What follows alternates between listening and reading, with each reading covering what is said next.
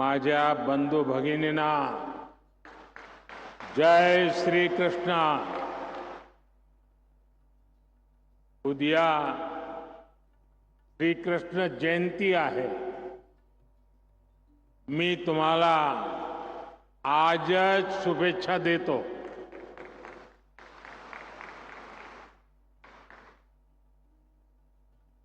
और विशाल संख्या में हमें आशीर्वाद देने के लिए आई हुई माताएं, बहनें,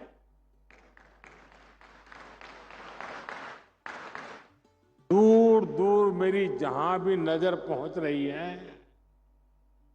ऐसा लग रहा है माताओं का महासागर उमड़ पड़ा है.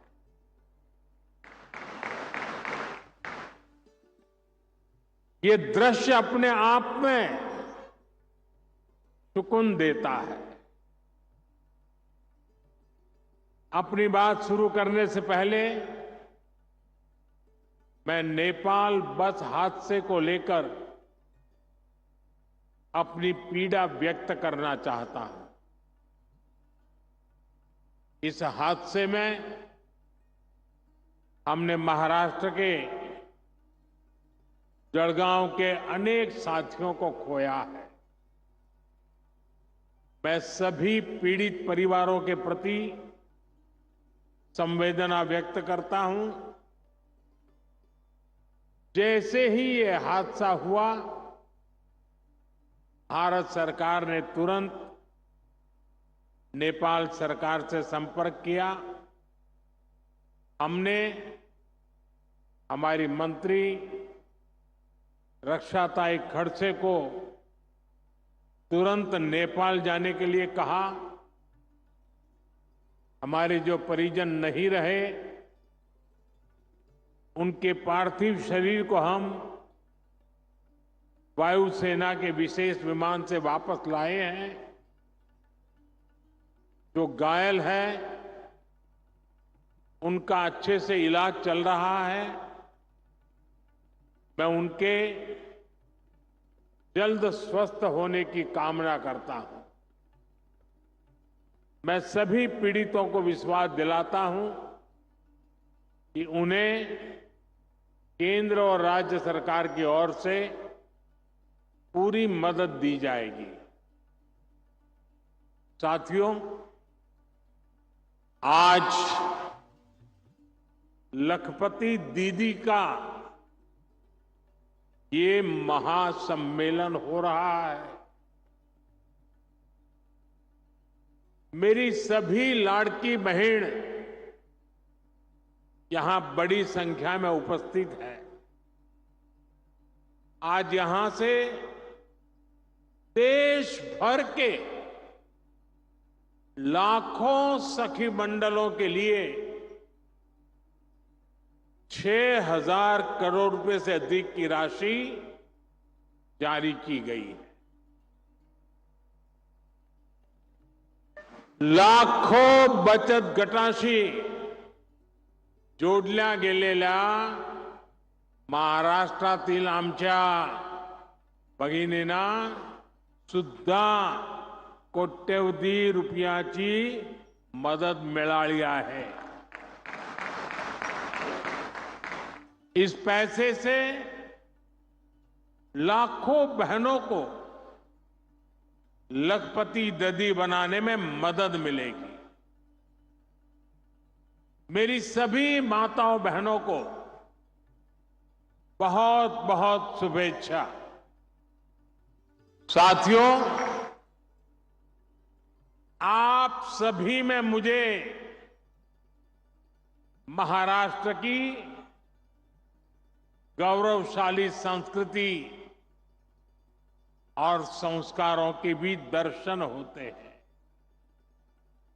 और महाराष्ट्र के ये संस्कार भारत ही नहीं, विश्व भर में फैले हैं.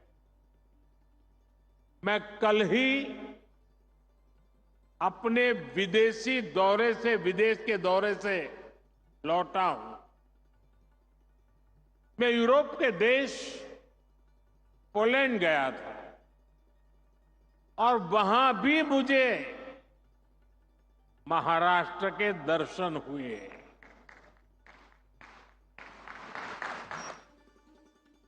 महाराष्ट्र की संस्कृति, यहां के संस्कारों के दर्शन हुए। पोलैंड के लोग महाराष्ट्र के लोगों का बहुत सम्मान करते हैं। यहां बैठकर के आप इसकी कल्पना नहीं कर सकते। वहां की राजधानी में एक कोल्हापुर मेमोरियल है। पोलैंड के लोगों ने ये मेमोरियल कोल्हापुर के लोगों की सेवा और सत्कार की भावना को सम्मान देने के लिए बनाया है। आप में से कुछ लोगों को पता होगा, दूसरे विश्व युद्ध के दौरान पोलैंड की हजारों माताओं और बच्चों को कोल्हापुर के राज परिवार ने शरण दी थी। छत्रपति शिवाजी महाराज के संस्कारों के अनुरूप राज परिवार ने, सामान्य लोगों ने शरणार्थियों की सेवा की। जब वहां मैं महाराष्ट्र के लोगों के सेवा भाव, मानवता प्रेम की प्रशंसा सुन रहा था तो मेरा माथा गर्व से ऊंचा हो रहा था। हमें ऐसे ही महाराष्ट्र का विकास करके महाराष्ट्र का नाम पूरी दुनिया में और ऊंचा करते रहना है। साथियों, महाराष्ट्र के संस्कारों को यहां की वीर और धीर माताओं ने सृजित किया है। यहां की मातृशक्ति ने पूरे देश को प्रेरित किया है। आमचे जळगाव हे तर वारकरी परंपराचे तीर्थ आहे। महान संत मुक्ताईची ही भूमि आहे। उनकी साधना, उनका तप आज की पीढ़ी के लिए भी प्रेरणा है। बहिणाबाई की कविताएं आज भी समाज को रूढ़ियों से बाहर निकल सोचने के लिए मजबूर करती। महाराष्ट्र का कोई भी कोना हो, इतिहास का कोई भी कालखंड हो, मातृशक्ति का योगदान अप्रतिम रहा है। छत्रपति शिवाजी महाराज के जीवन को किसने दिशा दी? ये काम माता जिजाऊ ने किया। जब समाज में बेटियों की शिक्षा, बेटियों के कामकाज को महत्व नहीं दिया जाता था, तब सावित्रीबाई फूले आगे आई। यानी भारत की मातृशक्ति ने हमेशा समाज और राष्ट्र के भविष्य को बनाने में बहुत बड़ा योगदान दिया है। और आज जब हमारा देश विकसित बनने के लिए मेहनत कर रहा है, तो फिर से हमारी मातृशक्ति आगे आ रही है। मैं अपने सामने देख रहा हूं, महाराष्ट्र के आप सभी बहनें कितना अच्छा काम कर रही है। तुमच्या सगळ्यामध्ये मी राजमाता जिजाऊ आणि सावित्रीबाई फुलेची छाप पाहतो। साथियों, जब मैं लोकसभा चुनाव के दौरान आपके बीच आया था, तब मैंने कहा था कि हमें 3 करोड़ बहनों को लखपति दीदी बनाना है, यानी 3 करोड़ ऐसी बहनें और जो सेल्फ हेल्प ग्रुप में काम करती है, जिनकी 1 साल की कमाई 1 लाख रुपए से अधिक होगी। बीते 10 वर्षों में 1 करोड़ लखपति दीदी बनी और बीते 2 महीने में, सिर्फ 2 महीने में 11 लाख और लखपति दीदी उसमें जुड़ गई, नई बन गई। यात सुद्धा 1 लाख नवीन लखपती दीदी याच आपल्या महाराष्ट्रात तयार झाल्या आहेत। इसमें यहां की महायुति की सरकार ने भी बहुत मेहनत की है।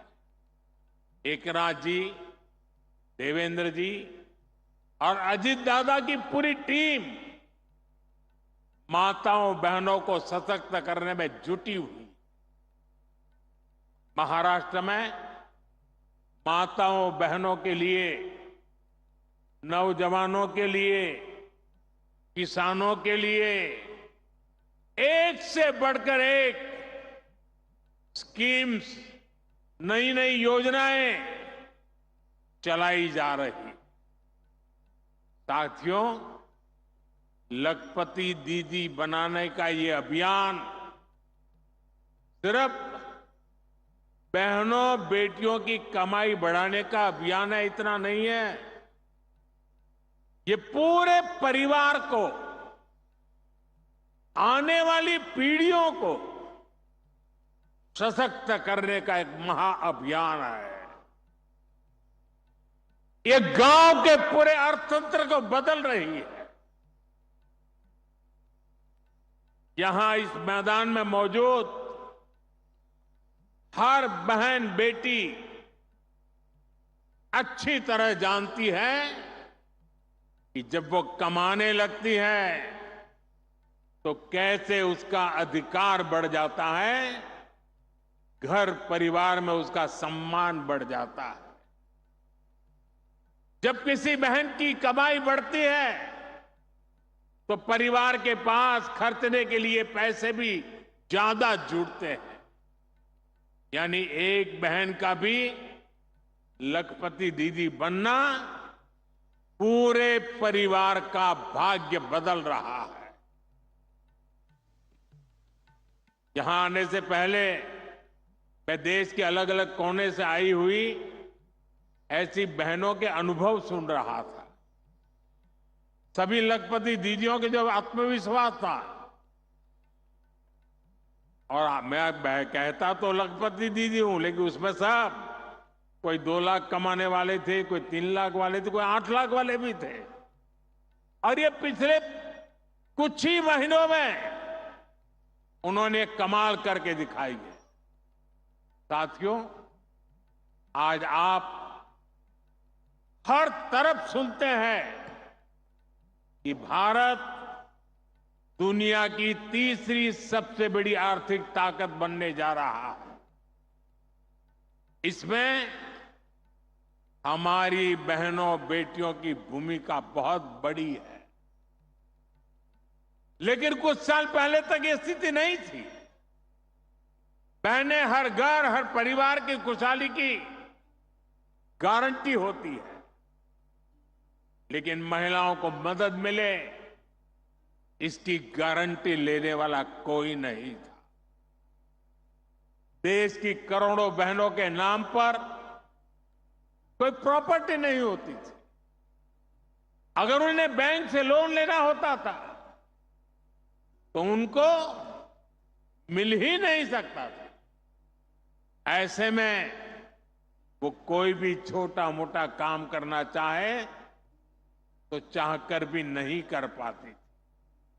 और इसलिए आपके इस भाई ने, आपके बेटे ने एक संकल्प लिया।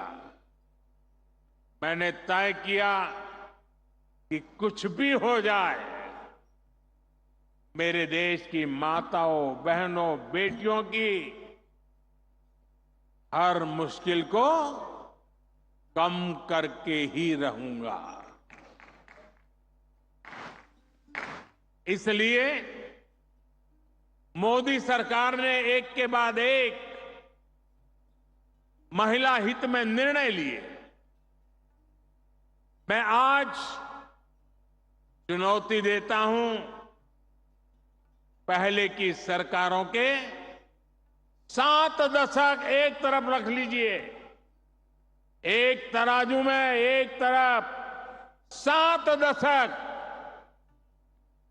और दूसरे तराजू में मोदी सरकार के 10 साल तराजू में रख लिए जाए।